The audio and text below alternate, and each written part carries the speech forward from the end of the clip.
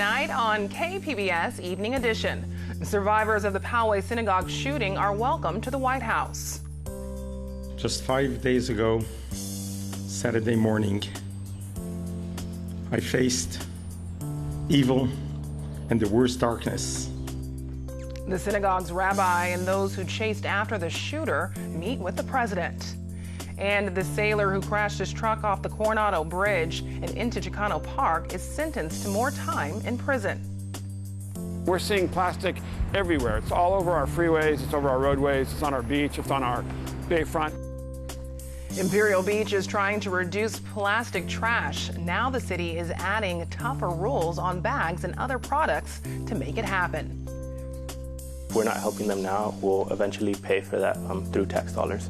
So we could do a good job now and then make our communities more productive, more efficient, safer. Nearly 1 in 10 young San Diegans are considered disconnected youth. We'll tell you about a summit that aims to connect them to jobs and education. KPBS Evening Edition starts right now.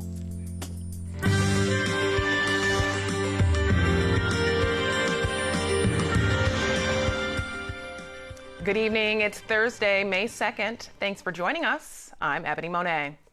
The rabbi wounded in the Poway Synagogue shooting spoke at the White House today. He was there for the National Day of Prayer. KPBS reporter Matt Hoffman says the president also honored those who rushed in to stop the shooter. This morning, we are privileged to be in the presence of heroes who raced after the murder and helped disrupt the attack at the Poway Synagogue. Army veteran Oscar Stewart and Border Patrol agent Jonathan Morales. Please stand. Please stand. Come. President Trump welcomed members of the Chabad of Poway Synagogue to a celebration of the National Day of Prayer at the White House. One woman was killed and 3 others wounded by a gunman at the synagogue on Saturday. Oscar Stewart chased the shooter out of the synagogue. We need to be strong, because that's the only way we're going to defeat evil. And do not be afraid to be who you are. Be proud and lift yourself up. Off-duty Border Patrol agent Jonathan Morales fired shots at the suspect as he fled the synagogue. We are celebrating our last day of Passover. It's supposed to be a joyous, festive event. And we were attacked with our backs turned. But, brave people stood up and confronted this person, and we ended the situation the best we could with the resources we had. Rabbi Is Roel Goldstein was shot and lost a finger during the attack. Just 5 days ago, Saturday morning, I faced evil and the worst darkness of all time, right in our own house of worship, right at Chabad Poway. The rabbi thanked the president for offering his support and honoring the woman who was killed. Mr. President, when you called me, I was at home weeping. You were the first person who began my healing. You heal people in the worst of times, and I'm so grateful for that. So good. That's so good. Thank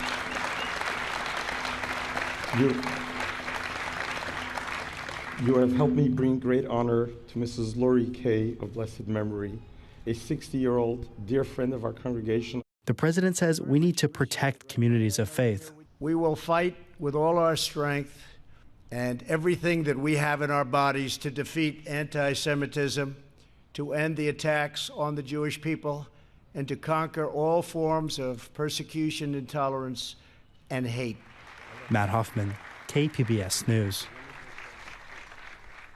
A couple of East County leaders also attended today's White House event. El Cajon Mayor Bill Wells shared this picture from the Rose Garden.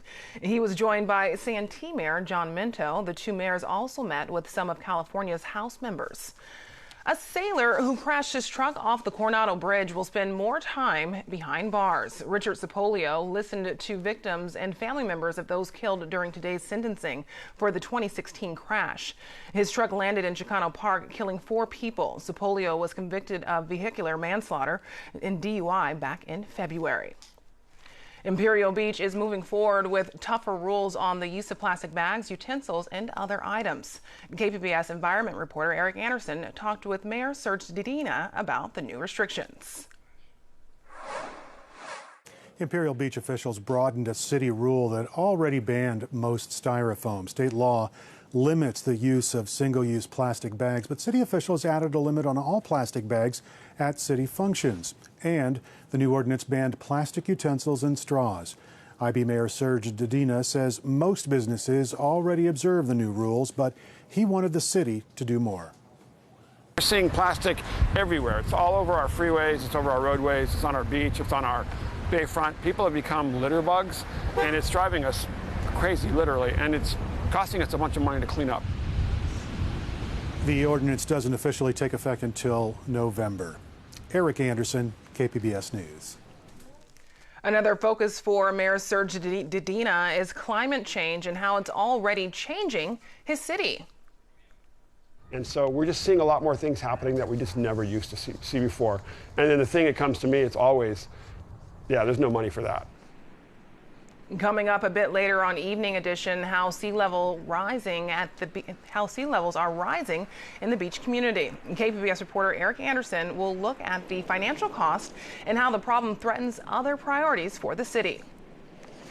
New cost estimates for California's high-speed rail project show another increase. Earlier this year, Governor Newsom revised the scope of the project to focus on the Central Valley. Still, the projected cost for the stretch linking Madera to Bakersfield is rising by $1.8 billion. The total cost of the route is now more than $20 billion. It's expected to open in 2030.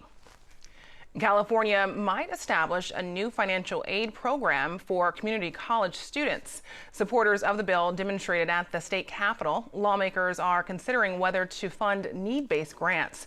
Students would be able to use the money on tuition, books, and other expenses. Many of our students suffer from housing insecurity. Many of them are homeless for more than 6 months at a time. The governor has highlighted this need time and time again. The challenge, of course, will be whether or not there are enough resources in the state budget to satisfy all the needs that are coming to the legislature. If the bill is approved, the new grants are expected to cost the state more than $1 billion per year. Disconnected youth. The San Diego Workforce Partnership describes this as young people who are not in school and who are also not working. The organization has teamed up with youth advocates for a summit to address the needs of the thousands of San Diegans identified as belonging to this population. And here to talk more about the issue in the summit is Josue Hernandez. Thank you. Thank you for having me. So, Josue, who are these disconnected youth? So, disconnected youth are opportunity youth. Opportunity youth is an umbrella term that we use to categorize people who are disconnected in the sense that they're not working or going to school. This could cover foreign foster youth, this could cover homeless youth, this could also cover CSEC, sexually exploited children. So it covers a large base of this demographic of opportunity youth, but allowing us to have this definition and allows us to serve the San Diego community as a whole. And how significant is this population? I understand there was a 2018 study. What did it find? Yeah, so it found that there are around 37,000 opportunity youth in San Diego. And to put that into perspective, that's around the size of Petco Park. So you could fill up a stadium of opportunity youth in San Diego. What are the contributing factors causing this population to not be in school and also to not find work? Basically, it's a leaky pipeline. Somebody in San Diego has failed them. Like it could be an institution, it could be a system in the county, or just another system in itself. But somebody around has failed them, and what we're trying to do is bring all these community partners at the summit, the Opportunity Summit, together so that we could create some solutions to this issue. And can we talk about your personal experience as a disconnected youth? Yeah, so I grew up in San Diego. I grew up throughout San Diego. I spent a large portion of my childhood in foster care, and I've also experienced the juvenile system. I've also experienced some light homelessness, so I understand a lot of the barriers to entry. On my way to this interview, I actually ran into an opportunity youth that I've helped in the past, so I'm just a good advocate in the community that is really trying to make San Diego a better place. In adding to that personal perspective, if someone has experienced homelessness, for instance, can we talk about how that adds to the complications of trying to find employment and trying to enroll in school? What barriers are there? If you are an opportunity youth experiencing homelessness, you tend to sleep during the day, and employers may not understand that. And for the 37,000 youth in San Diego County estimated to be disconnected, of course, that's impacting them immediately, but what's the implication for the rest of the community, for these thousands of people to be disconnected? Yeah, so as they progress in their adult trajectory, they become prone to be chronically disconnected. So that means that they're more likely to stay homeless, they're more likely to stay unemployed, and that later they just use public funds to support them. So if we're not helping them now, we'll eventually pay for that through tax dollars.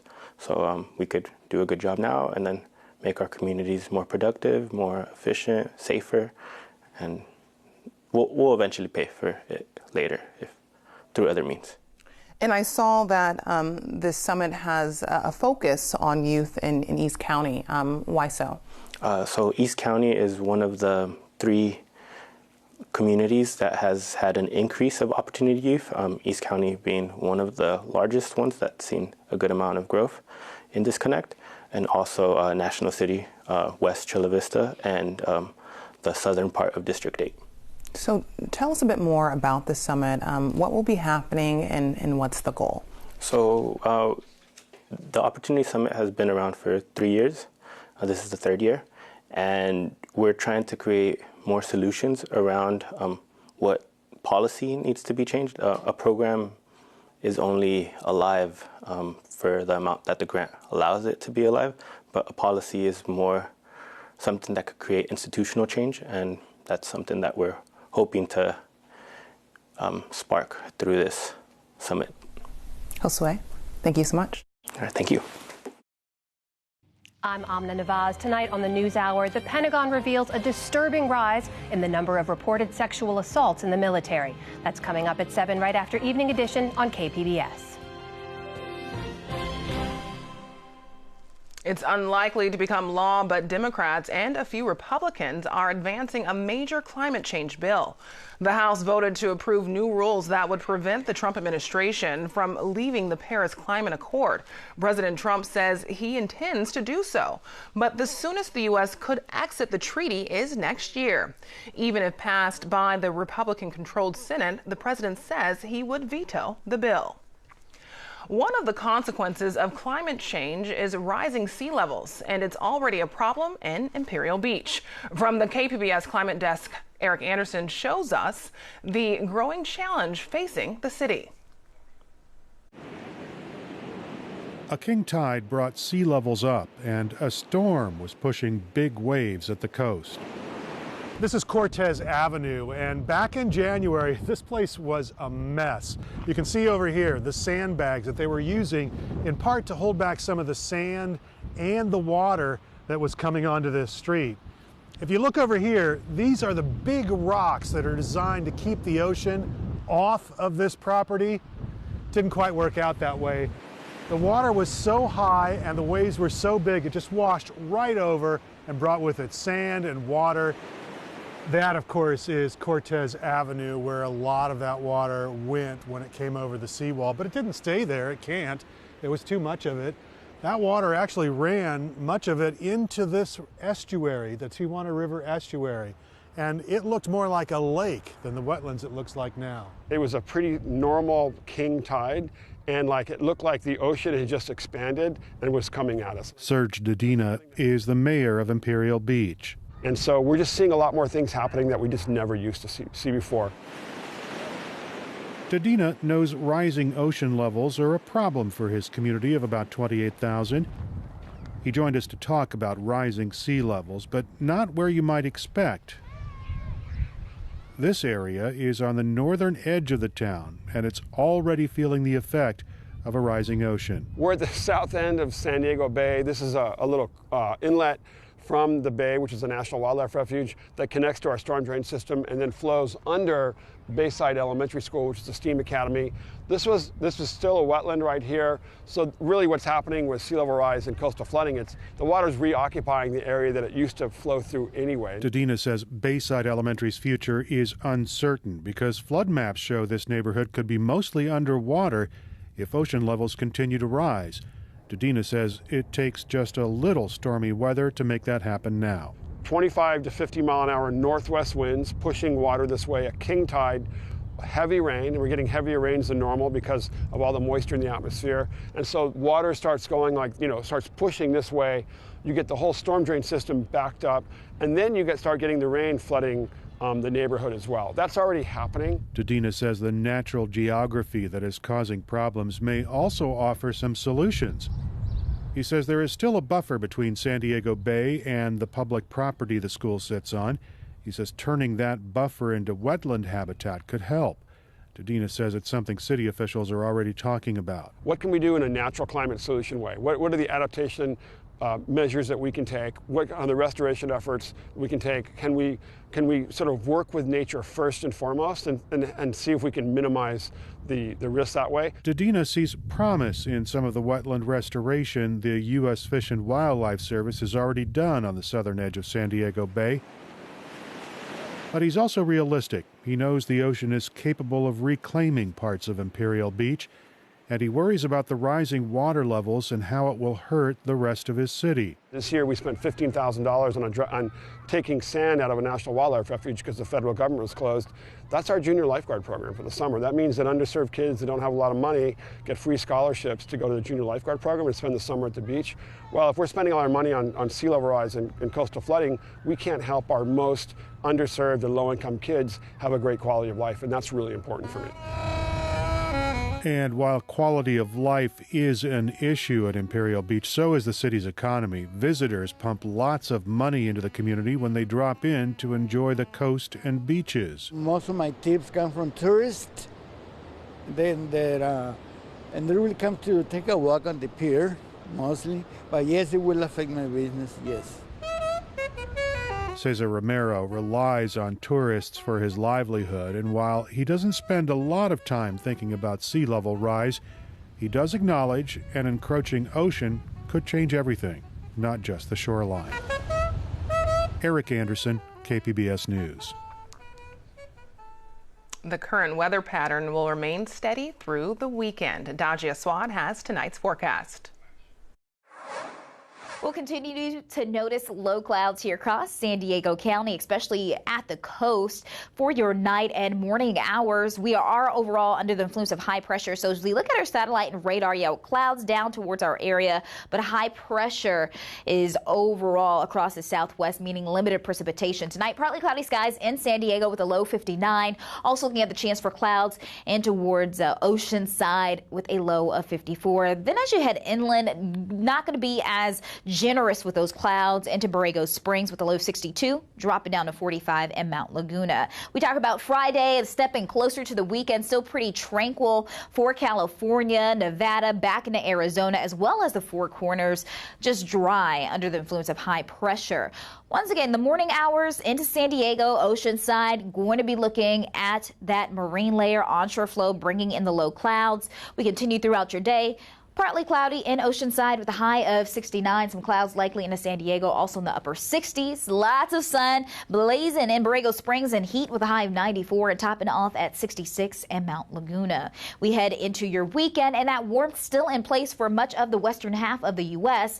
But as we tap into our nation's forecast, still very unsettled as you head further to the east there. Thunderstorms, some of which will be strong, leading to the chance for some flooding. So if you have any travel plans out towards the eastern half of the U.S., Keep in mind, going to be talking about some delays. Now, for temperatures in the coming days, Friday a high of 69 at the coast, remaining in the upper 60s Saturday. Low clouds still going to be in place here across the coast for your Sunday forecast. And then we'll be tracking out an upper level low that will bring the chance for some more clouds, yes, but also chance for some showers on Monday. We'll also be looking at that upper level low to bring some cooler conditions to the inland areas for the early week. So Friday, Saturday, Sunday remaining in the 70s. Sunday noticing low clouds as that upper level low approaches. We'll continue to see those clouds and passing shower potential into your Monday and feeling cool into your Tuesday with a high of 68. Dropping out of the 90s in the deserts, and we'll be noticing that cooling trend as well. 94 for Friday, 92 on Saturday, then into the 80s and 70s as we head into your Sunday and Monday.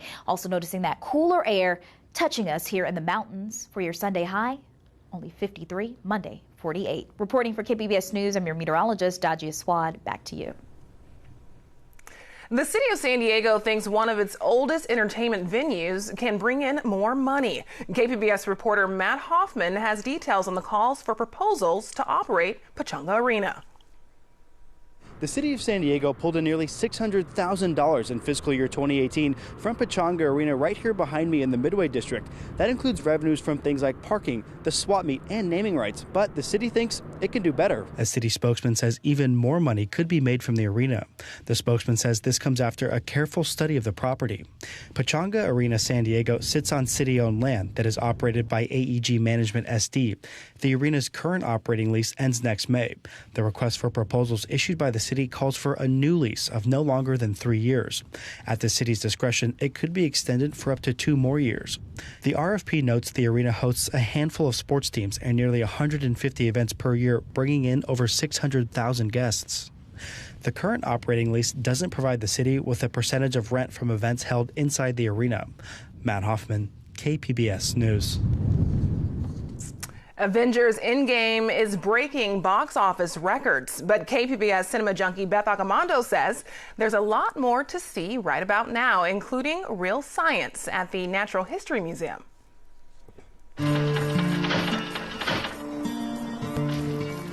Something went wrong, Seth. When you went through, something went wrong. And Real Science is back to analyze what went wrong with Seth Brundle's experiment as the San Diego Natural History Museum and Digital Gym Cinema once again partner to present a series that pairs sci-fi films with local scientists in order to put movie science into a larger context. Real Science will screen 4 movies in May, starting this Friday with David Cronenberg's The Fly at Digital Gym Cinema.